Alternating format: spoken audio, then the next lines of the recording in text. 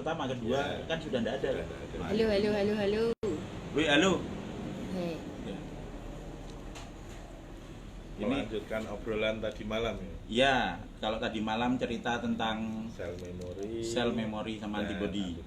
Ya, hari ini Ternyata tulisan tentang antibody sudah sejak 29 Maret 29 Maret. ya. Iya, udah lama sekali. Dan baru sadar sekarang, terus baru dipelajari lagi sekarang gitu. Terus? Dan ini sekarang kita mau coba ngomong tentang badai sitokin. Nah, dari Pak Sidi dulu. Ya. Badai sitokin itu sebenarnya merupakan reaksi awal peradangan atau reaksi, ya istilahnya karena ada antigen atau alergen yang masuk pertama kali baru dikenali. Jadi sebelum keluarnya IgM biasanya itu akan keluar karena dan sitokinin ini akan mengundang sel radang, Nah, tapi yang harus kita syukuri bahwa terjadinya sistem atau pengeluaran ini ternyata mengikuti pola bioritme tubuh, yaitu justru pada saat terendah, dan pada saat itu kita akan dalam kondisi beristirahat, terutama malam hari antara sekitar jam 11 sampai sekitar jam 2 dini hari, 11 malam sampai jam 2 dini hari itu sitokin akan keluar pada kondisi pas banyak-banyaknya. Nah, sehingga kalau ada yang mengatakan terkena badai sitokin, mungkin dia akan dia cenderung tidak istirahat malam hari. Tapi kalau istirahat, tidak panik dan bisa tidur dengan baik, umumnya tidak akan terkena badai sitokin. Itu kurang lebihnya seperti itu gambarannya. Ada faktor lain nggak, Di? Faktor lain yang menyebabkan kalau konsumsi imunosupresan. Misalnya? Jadi obat-obat yang bisa menekan, obat anti radang yang bisa menekan pembentukan sistem imun atau antibodi. Ya, yang biasanya belakangnya pakai son kecuali Remason gitu. Samson. Itu kurang lebih seperti itu. Dexamethasone gitu. Ya, kurang lebih ya yang sejenis kortikosteroid itulah. Kalau kayak paracetamol gitu menghambat nggak? Ringan, hambatannya ringan, imunosupresannya ringan sekali. Kalau kayak antibiotik makrolet, azitromisin, levofloxacin, itu termasuk yang menekan, karena kalau sistem imunnya masih tinggi, bakteri yang ada itu juga berkembangnya cenderung lebih kuat, karena ada beberapa jenis bakteri yang berkembang justru kalau sistem imunnya naik, sehingga kadang-kadang ditekan untuk mengurangi peninggian potensi perbanyakan atau bakteriemi atau perbanyakan bakteri. Nah, terus trik-triknya biar tidak ada sitokin shower. Ya, sebaiknya istirahat mencukupi, kemudian juga sebaiknya konsumsi vitamin atau minum yang cukup sajalah. Jadi ya, kalau obat-obatan yang sekiranya mengandung imunosupresan seperti yang disebut tadi, sebaiknya dikurangi sebanyak mungkin. Dikurangi sebanyak mungkin itu berarti ditiadakan loh, sebanyak mungkin. Ya, kalau misalnya ada infeksi bakterinya, ya mau tidak mau konsumsi, tapi sebaiknya pilih yang jangan yang ringan kali ya. Broad spectrum atau yang spektrum luas gitu kan. Oke. Halo, Ndri. Hanya menambahi saja, seringkali kita kan rancu. Kalau kita terdeteksi atau dikatakan positif bergejala, seringkali kita nggak rasional, padahal selama ini sumber masalahnya itu karena pikiran kita nggak rasional, pengobatan juga nggak rasional. Kita hanya tahu bahwa vitamin itu semua bagus, tidak rasional karena dosisnya terlalu tinggi. Vitamin D3 juga terlalu tinggi, lebih dari 5.000 IU. Juga yang seringkali saya biasanya malah tidak merekomendasikan vitamin B. Seolah-olah semua vitamin itu baik untuk pembentukan antibodi, padahal seperti kita ketahui efek samping dari vitamin B, neuroek itu kan mereka banyak mengkonsumsi itu, dan rata-rata mereka justru tidak tidur karena vitamin B itu kan sifatnya mempercepat pembakaran, iya, neurostimulan. B1, B6, B12. Iya, metabolismenya cepat, jadi sulit tidur, malah sulit istirahat. Seger badannya. Iya, Yo. badannya segar, Jadi padahal suruh kita tidur butuh ya, Pak? istirahat. Iya. Tapi yang terjadi kan karena efek stimulannya itu jadi malah seger badan, dikira sembuh, kurang istirahat, padahal intinya adalah istirahat, karena istirahat adalah salah satu kunci. Oh. untuk menambah energi pembentukan antibodi. Apa? Yang guyu ngopo? Lah, itu. Jadi Backlight gua. backlight. Saka adoh wae, saka semeter ya? iya, saka kelurahan kono kuwi lho. Jadi kalau menurut saya tuh ya persis sama kayak Mas Andre sama Desidi tadi. Yang namanya sitokin, yang namanya histamin itu reaksi normal tubuh. Jadi sifat normal tubuh itu setiap kali nanti kemasukan entah agen asing, bisa bakteri, bisa virus, terutama virus, itu pada saat dia infeksi pertama, di mana nanti belum ada antibodi yang kenal, maka nanti yang datang itu tidak dalam jangka waktu cepat. Kalau udah kenal mesti datangnya cepat, spesifik antibodinya. Tapi kalau belum kenal, itu perlu waktu pengenalan, sehingga pada saat awal itu mereka perlu dipanggil dulu. Jadi ada yang namanya respon imun non spesifik. Makrofag dan sebagainya itu Ya, natural killer. monosit yang berubah dari makrofag, natural killer cell, terus habis itu neutrofil. Itu akan datang ke lokasi di mana ada banyak perbanyakan virus. Nah, permasalahannya mereka nggak bisa datang majegagi gitu, nggak bisa, harus dipanggil. Manggilnya pakai apa? Tubuh ngerilis histamin, ngerilis sitokin, sehingga terjadi demam. Demam itu proses normal tubuh untuk memanggil makrofag, natural killer cell, dan juga neutrofil yang nanti datang menghancurkan itu. Baru kemudian nanti benda asingnya itu dimakan sama makrofag, keluar lagi itu jadi namanya berubah jadi APC, antigen presenting cell. Nanti di sini ada namanya CD1, 2, 3, 4 itu ya.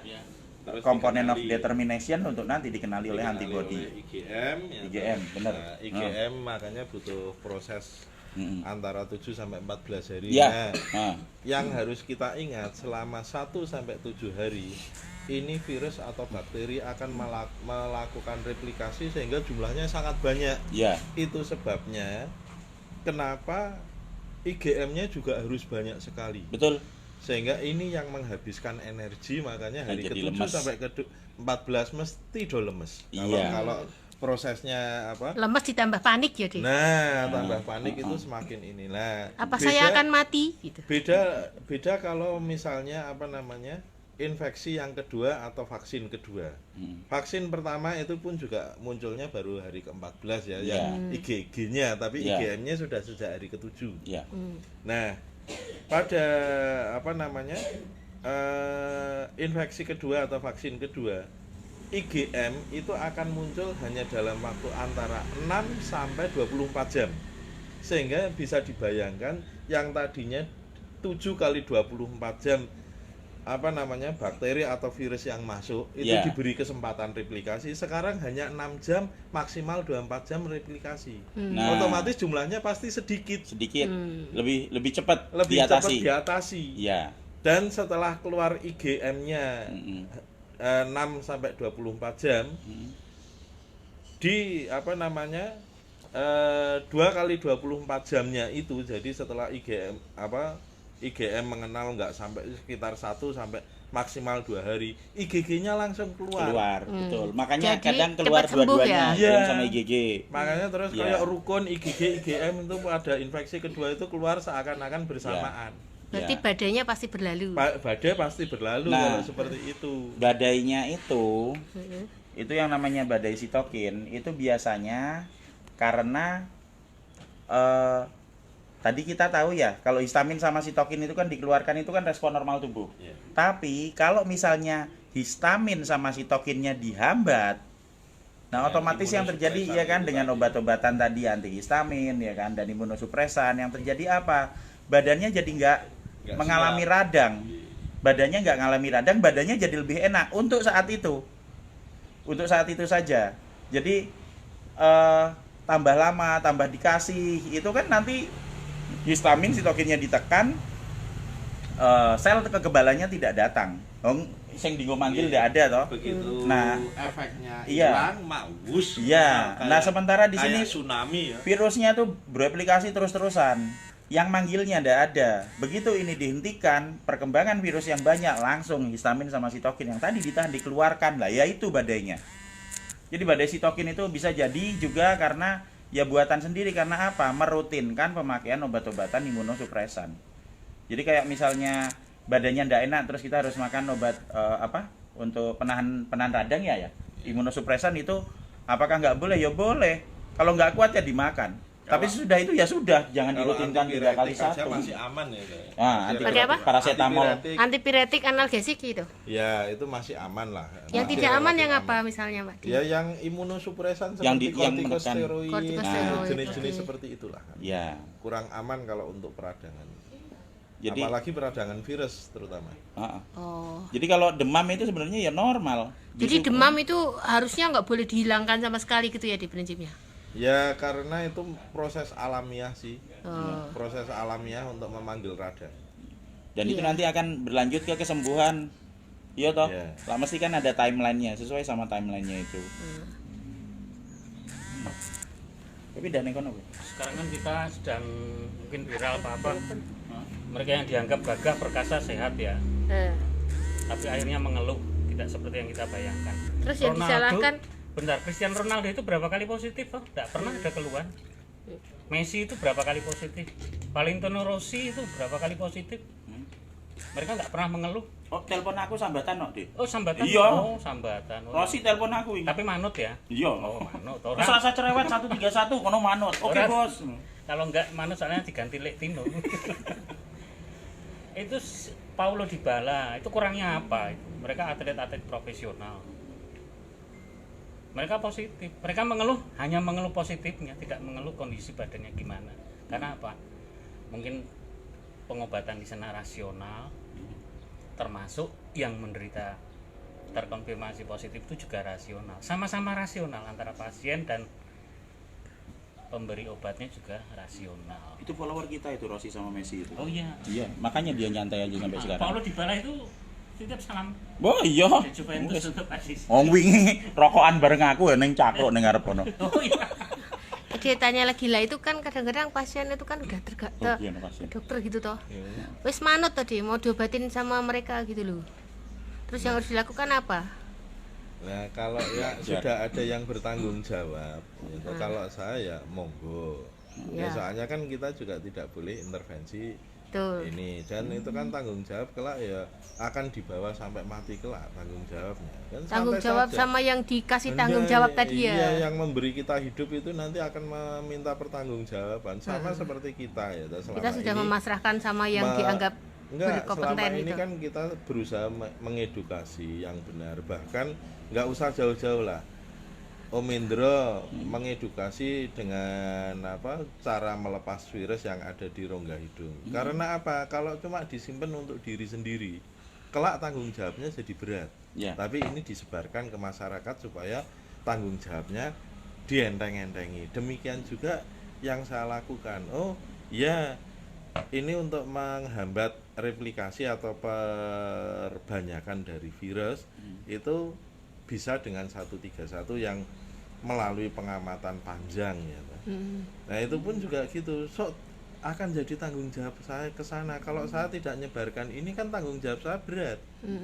Nah demikian juga mereka yang ngobati. Kalau ngobati, wah pokoknya yang penting saya sesuai aturannya, lega artis atau aturannya atau standar yang harus dilakukan. Lah besok kalau tidak pernah mau menganalisa apa yang diberikan, ya otomatis Iya.